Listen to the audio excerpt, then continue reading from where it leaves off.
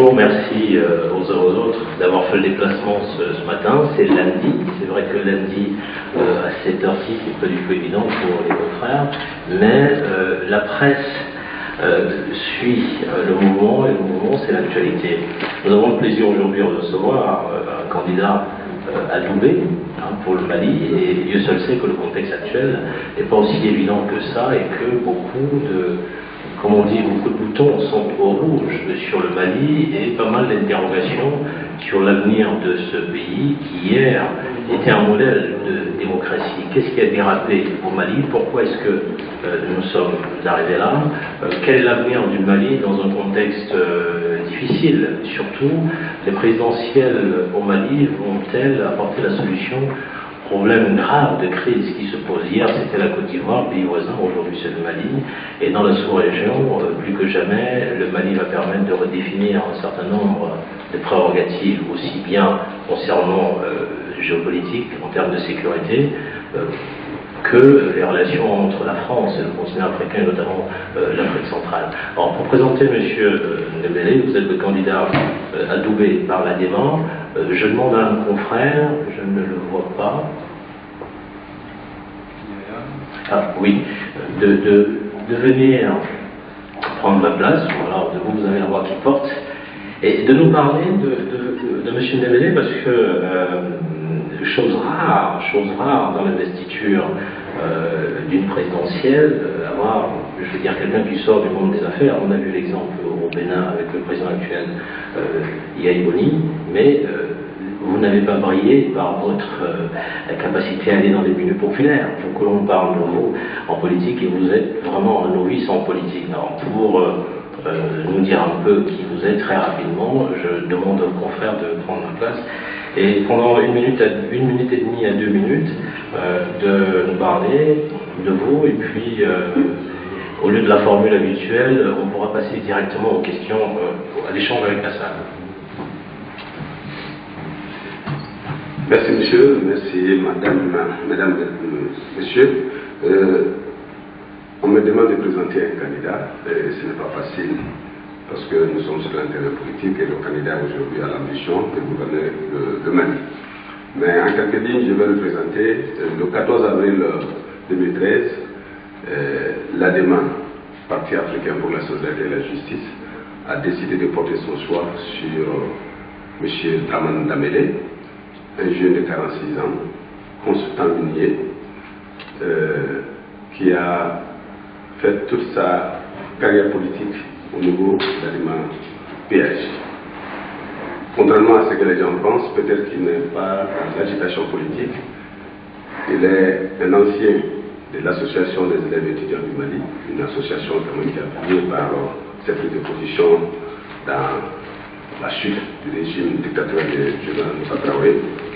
Après cela, il est rentré à l'ADEMA PAJ, parce que en 1992, 90, dans les années 90, je crois qu'il y a des événements qui se sont passés à travers le monde, tels que la chute du mur de Berlin, la libération de Nelson Mandela. Voilà des axes qui ont quand même intéressé notre candidat, et cela a beaucoup influencé dans sa carrière politique. Dramane Ndamele, c'est un homme qui est en train de se positionner pour rassembler les Maliens, amener les gens à vivre ensemble, parce que, comme on le voit, le Mali est un pays aujourd'hui qui est blessé. Et le peuple ADEMA, pour l'ensemble des Maliens, a demandé à ce qu'il y ait un changement, à ce qu'il y ait un renouveau, à ce qu'il y ait le renouvellement de la classe politique. Et je crois que l'ADEMA a répondu à cet appel en choisissant un jeune qui a de l'ambition pour son pays. Et aujourd'hui, il se positionne pour rassembler les Maliens, au-delà de sa formation politique, faire en sorte que tous les cadres du Mali puissent travailler ensemble. Parce qu'aujourd'hui, je pense qu'il y a une solution. Aujourd'hui, la vieille classe politique se trouve être dans la crise, et nous pensons que Dramane Ndamele porte la crise et peut être une solution, parce qu'il est à mesure aujourd'hui de rassembler et de pouvoir proposer une alternative à la solution du Mali. Il est marié, il a 3 enfants, c'est un fervent croyant, mais il est d'un islam ouvert et tolérant. Voilà brièvement Dramane Ndamele, qui aujourd'hui porte les couleurs de l'ADEMA, qui est première force politique avec la majorité des députés, la majorité des conseillers communaux. Et aujourd'hui, nous pouvons dire que sauf catastrophe, c'est aujourd'hui qui peut être une alternative parce que les Maliens ont besoin d'avoir une force politique forte pour soutenir les candidats qui peuvent proposer des solutions pour la sortie de la crise. Merci.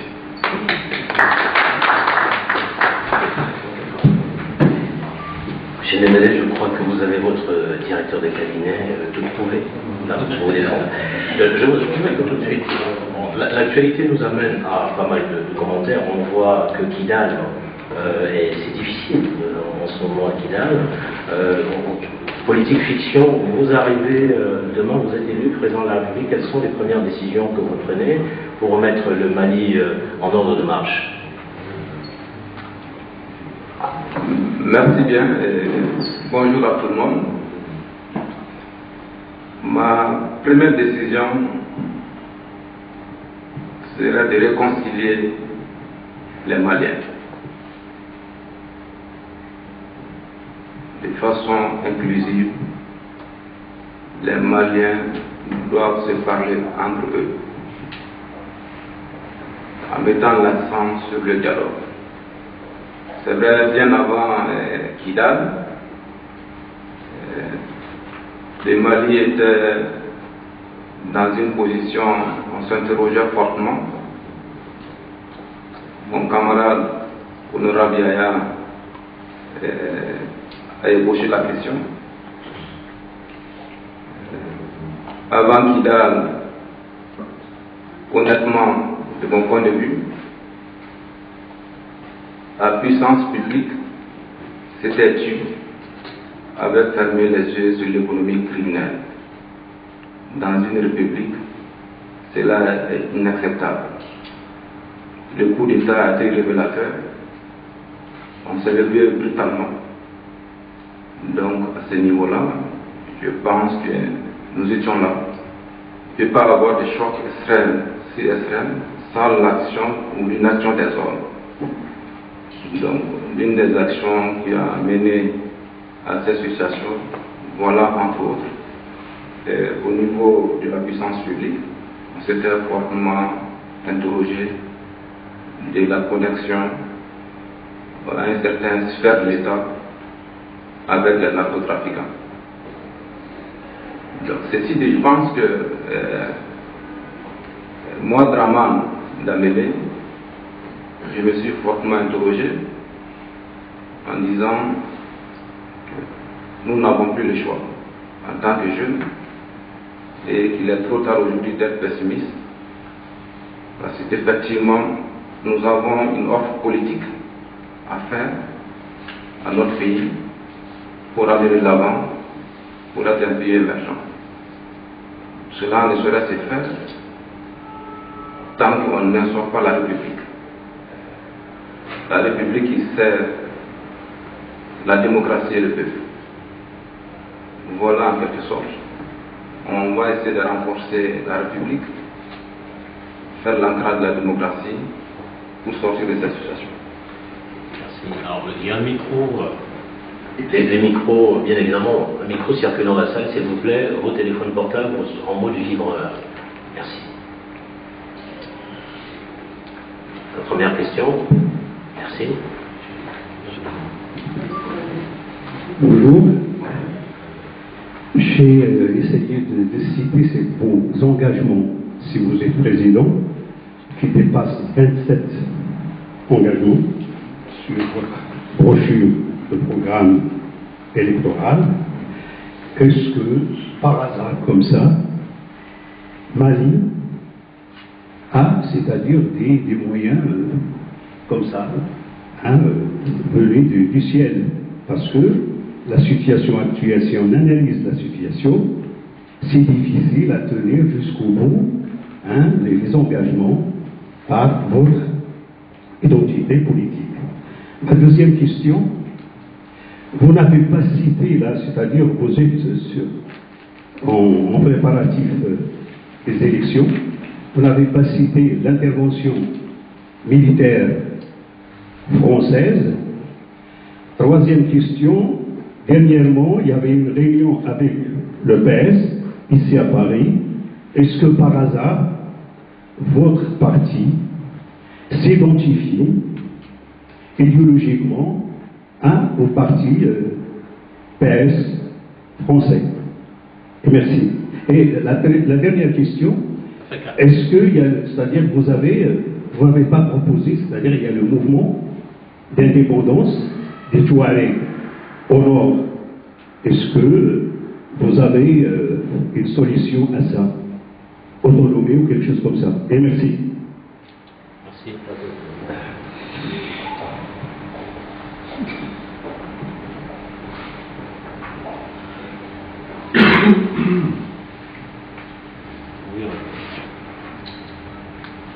Merci bien. C'est monsieur Hachimi, Hachimi. Casablanca. Michel Hachimi, Casablanca. Merci bien, Michel Hachimi. Et vous avez parlé si nous avons les moyens.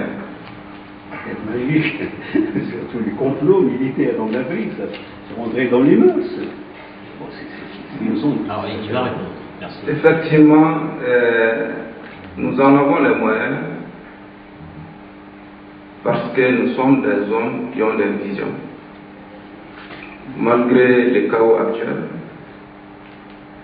sous les décombres de ce chaos-là, je peux comprendre les indignations, les inquiétudes de mes compatriotes, des Maliens. Mais moi, je pense aujourd'hui on est dans un monde globalisé. Le Mali a du potentiel. Ce potentiel, on peut le valoriser. Et effectivement, la solidarité internationale à distance, le 15 mai à Bruxelles, on a pu organiser quand même au chevet du Mali des possibilités d'avoir suffisamment de moyens pour nous reconstruire, rebâtir ce Mali, un État fort, crédible et démocratique. L'intervention française, je ne sais pas à quoi vous faites allusion, mais je pense que la France a agi dans le cadre de la légalité internationale.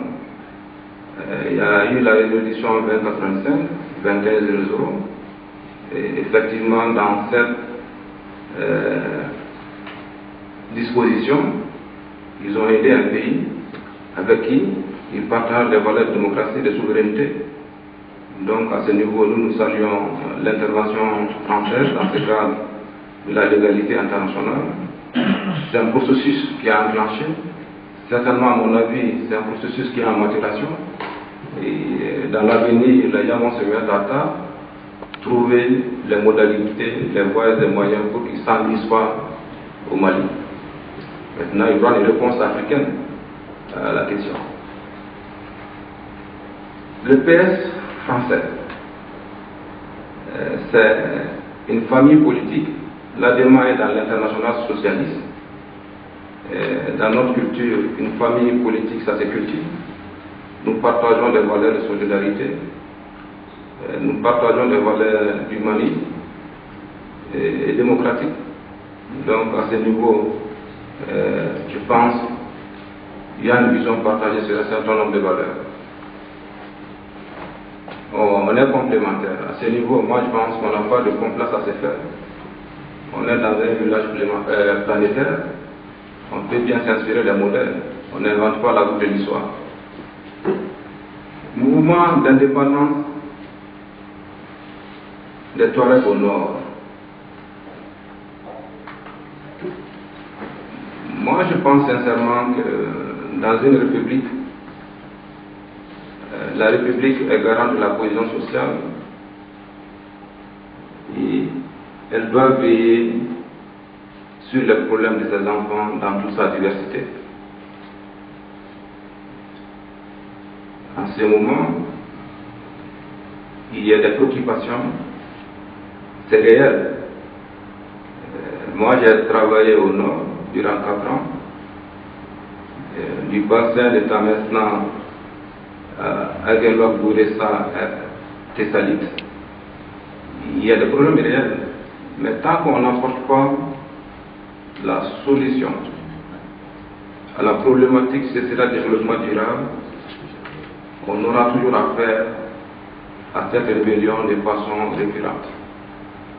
Mais tout ça, ça peut se discuter. Moi, de mon point de vue, je pense qu'aujourd'hui, la réconciliation nationale,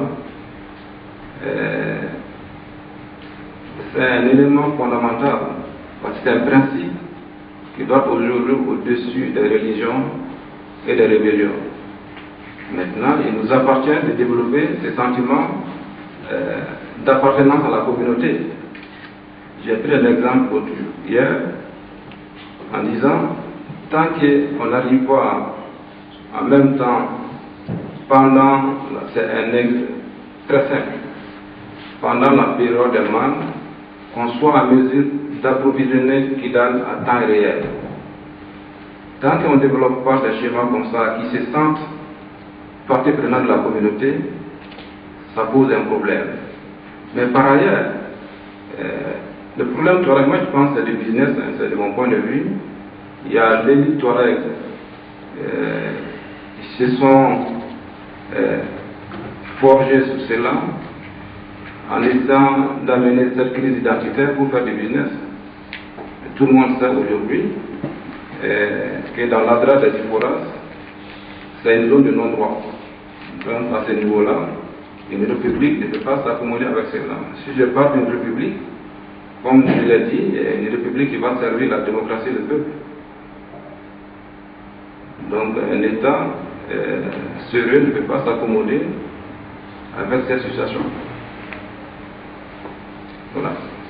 Alors tout à l'heure en préambule de la démocratie, est-ce que une fois de plus, si vous êtes président de la République, vous entendez qu'il y ait des poursuites à l'encontre de l'ancien président? Des poursuites à l'encontre de l'ancien président, ça appartient à la justice et à l'indépendance. Si les faits avérés sont là, en tout cas, nul ne sera au-dessus de la République. Mais par contre, aujourd'hui, nous avons le devoir de promouvoir la culture républicaine pour éviter la faillite morale aux yeux du peuple, surtout aux yeux de l'armée. Donc les gens vont s'organiser. À ce niveau, poursuite oui ou non, mais il est établi aujourd'hui que dans ces pays, les gens vont rendre compte. Comme on l'a dit, là ne sera plus comme avant. Si on veut faire autrement la politique, c'est de changer les méthodes et les pratiques. À ce niveau-là, moi je pense que le peuple, il appartiendra au peuple à un moment donné de voir sa grille de lecture et de façon participative, nous en discuterons. Vous gouvernerez par référendum? Naturellement, moi je pense qu'aujourd'hui, l'ancrage démocratique passe par là. Il faut que le peuple, les citoyens participent. La démocratie participative, souvent il faut interroger son peuple. Il y a des voies qui sont indiquées pour cela.